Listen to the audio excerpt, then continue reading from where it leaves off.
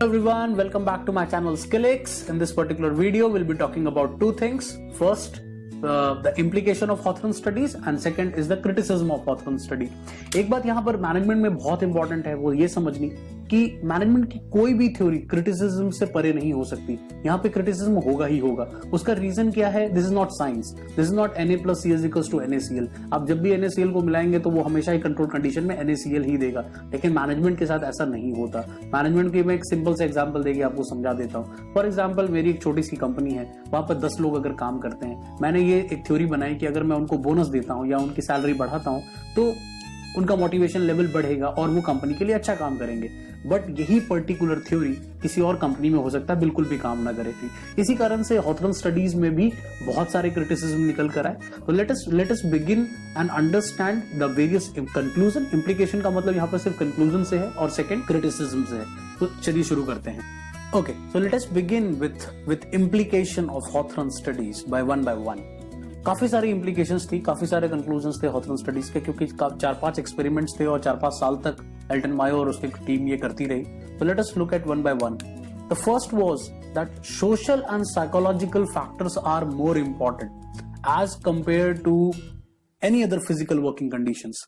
अभी तक जनरली क्या हो रहा था, या जो फर्स्ट एक्सपेरिमेंट आपको याद होगा, द इल्यूमिनेशन एक्सपेरिमेंट, वहां पे क्या हुआ था, हमने बात की थी कि दैट इल्यूमिनेशन करके हमने फिजिकल कंडीशंस का इफेक्ट देखने की कोशिश की थी, बट वो एक्सपेरिमेंट कामयाब नहीं हो पाया था क्योंकि इल्यूमिनेशन का कोई भी इफेक्ट नहीं निकल कर आया था। बट वहां से एक कंक्लूजन जो ड्रॉ कर लिया था एल्टन मायो की टीम ने, एंड दैट वाज कि the social and psychological factors which are more important as compared to any other factor, even more than financial incentives। इसके ऊपर भी हम आएंगे बाद में, बट अभी के लिए हम राइट में यही समझते हैं। द फर्स्ट पॉइंट क्या निकल कर आया कि सोशल और साइकोलॉजिकल फैक्टर्स ज्यादा इंपॉर्टेंट है rather than your physical settings.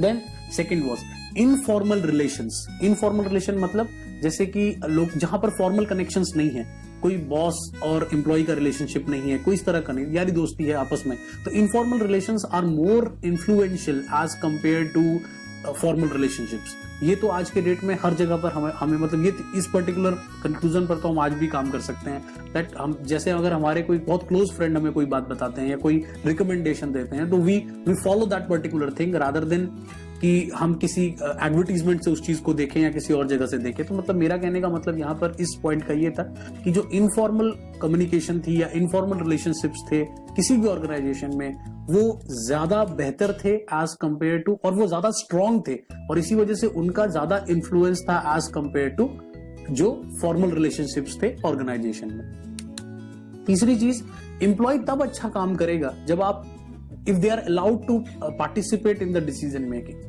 Obvious सी बात है, अगर किसी भी ऑर्गेनाइजेशन में हम काम कर रहे हैं, अगर वहां पर हमें कोई डिसीजन मेकिंग का पावर ही नहीं मिलता है, एम्प्लॉय अपने आप में ये फील करता है that he is just like an object, कि बस वो आएगा और सुबह से लेके शाम तक काम करेगा and he will go back home, he doesn't holds any single power of doing anything for the organisation. कोई डिसीजन मेकिंग वो ले नहीं सकता, कोई डिसीजन ले नहीं सकता, तो वहां पर लोग कभी भी बहुत ज्यादा मोटिवेटेड फील नहीं करते। Next, employee will always work more efficiently when the management is interested in their welfare। Obviously, ये वो उस लड़कियों वाले एक्सपेरिमेंट को याद करें आप, खासकर तब जब हम दैट रिले असेंबली एक्सपेरिमेंट, वहां पर क्या हुआ था कि जो फीमेल्स थी उन्होंने कम, जब उनको ज्यादा कम टाइम मिल रहा था, वो 4:30 बजे छुट्टी लेके चली जाती थी, लेकिन तब भी वो अच्छा काम कर रही थी। उसका रीजन क्या था कि उनको ऐसा लग रहा था that management is taking good care for them. Good care मतलब उनको स्नैक्स भी ऑफर कर रहे हैं, उनको रेस्ट टाइम भी दे रहे हैं। तो जब जहां पर भी आपको ऐसा लगता है कि मैनेजमेंट भी आपके बारे में काफी सोचती है, वहां पर आप भी मैनेजमेंट के बारे में काफी सोचते हैं and in fact you work with an higher commitment. तो ये जो पहले 4 थे implication. Let's move to the fifth point. Fifth point में क्या है? When employees are treated with respect and dignity. Obvious सी बात है, हर आदमी पैसे के लिए काम नहीं करता, बहुत सारे लोग पैसे के लिए काम करते होंगे most probably, but there are lot of other people and I am also one of them कि बहुत ज्यादा मनी ओरिएंटेड नहीं हूं, but I feel that if you feel good respect and you have a good dignity in any organisation, you always feel good. आप बहुत अच्छा feel करते हैं और आप अच्छा काम करने में बिलीव करते हैं। Next, financial incentives. ये पहले भी मैंने आपको जस्ट अभी थोड़ी देर पहले बताया था that financial incentives can motivate to an extent. आपको कोई भी फाइनेंशियल इंसेंटिव एक लिमिट तक ही मोटिवेट कर सकता है, उसके बाद वर्किंग कंडीशंस और वहां के सोशियोलॉजिकल और सोशल साइकोलॉजिकल फैक्टर्स आपको इन्फ्लुएंस करेंगे। वहां पे कैरियर ग्रोथ कैसा है, वहां पर किस तरह का इन्वायरमेंट है, किस तरह का वर्किंग कंडीशंस है, किस तरह के लोग काम करते हैं, इन सारी चीजों का बहुत इन्फ्लुएंस पड़ेगा, even more than financial incentives. Next, good communication between superior and subordinates. Obvious सी बात है कि याद होगा आपको रिले असेंबली एक्सपेरिमेंट में एक सुपरवाइजर भी दिया गया था। अब वो सुपरवाइजर क्या कर रहा था, वो सुपरवाइजर आपको आपके साथ फ्रेंडली था, आपसे हर डिसीजन को, हर चीज को चेंज करने से पहले आपसे पूछा जाता था, आपसे कंसेंट लिया जाता था। तो उस चीज से क्या हो रहा है वहां पर कि कहीं ना कहीं जो सुपरवाइजर है they are getting a very good and friendly relation with the subordinates. Subordinate और उनका रिलेशन कहीं ना कहीं, देखिए इस पॉइंट का मतलब क्या है कि एक फॉर्मल रिलेशनशिप होता है एक सुपरवाइजर और एक सबऑर्डिनेट के बीच में। अगर वो दोनों रिलेशंस अगर आप उसको इनफॉर्मल में कन्वर्ट करने में कामयाब हो जाते हैं, दैट मीन्स आपने एक इनफॉर्मल लेवल का रिलेशनशिप क्रिएट कर लिया ऑर्गेनाइजेशन में। और कोई भी ऑर्गेनाइजेशन अच्छा परफॉर्म करती है अगर उसका रिलेशनशिप बहुत ज्यादा फॉर्मल ना हो, वहां पे थोड़ा इनफॉर्मल रिलेशनशिप भी एग्जिस्ट करता हो। Next was special attention and freedom. कहीं ना कहीं फ्रीडम चाहिए लोगों को और कुछ अटेंशन चाहिए, अपने काम का कुछ रिकमेंडेशन चाहिए। रिकमेंडेशन इन द सेंस उसको कैसे कहते हैं, तारीफ कह लें एक तरह का, कि एक तरह का रिकॉग्निशन टू द वर्क अगर आपको मिलता है तो हमेशा ही वर्कर अच्छा फील करता है, he feels really good about the organization. So these are certain conclusion or what we can say the implication of Hawthorne experiment. लेकिन इसके बाद कुछ criticism जो हम पहले भी बात कर रहे थे कि पार्ट 2 जो हमारा सेकंड पार्ट है आज के टॉपिक, that was criticism. तो अब criticism की हम बात करते हैं। criticism में हमारे पास क्या क्या criticism आए। The first criticism was lack of validity. देखिए हॉथरन के एक्सपेरिमेंट्स की वैलिडिटी की बहुत प्रॉब्लम है। वैलिडिटी का क्या मतलब है यहाँ पर, validity means that majority of the experiments were conducted into control settings. Control lab की तरह आपने कंडक्ट किया, तो वहां पर वो रियल वर्ल्ड में काम करेगा या नहीं करेगा कुछ नहीं पता। उसका रीजन क्या, रियल वर्ल्ड में कभी इन चीजों को टेस्ट आउट किया ही नहीं गया। And that is the reason why यहां पर जो सबसे बड़ी प्रॉब्लम हमें नजर आ रही है वो क्या आ रही है, that it lacks validity, it was never tested in the real world. Hawthorne experiment के कोई भी चारों में से कोई भी एक्सपेरिमेंट कभी रियल वर्ल्ड में टेस्ट डाउन नहीं हुए।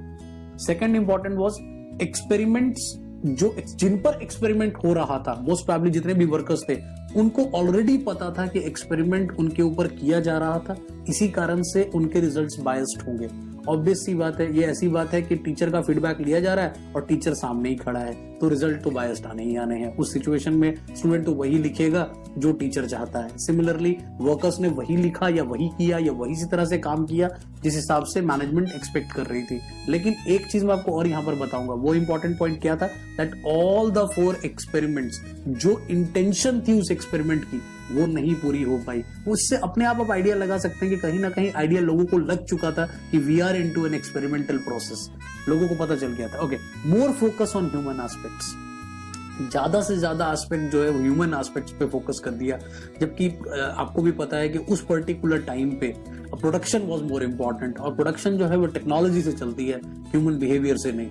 इस कारण से जो सारा का सारा फोकस था वो एल्टन मायो ने कहीं ना कहीं ह्यूमन एस्पेक्ट पे लगा दिया। और वैसे मैं इसको बहुत ज्यादा क्रिटिसिज्म नहीं कहूंगा। उसका रीजन क्या था, एल्टन मायो खुद एक साइकोलॉजिस्ट था and his complete focus was only on जिसको हम कहते हैं the complete focus was psychology of the employees और ह्यूमन रिलेशनशिप अप्रोच के ऊपर ही वो काम कर रहा था। तो इस कारण से मुझे नहीं लगता ये कोई स्ट्रॉन्ग क्रिटिसिज्म है, लेकिन फिर भी चलो, it is one of the part.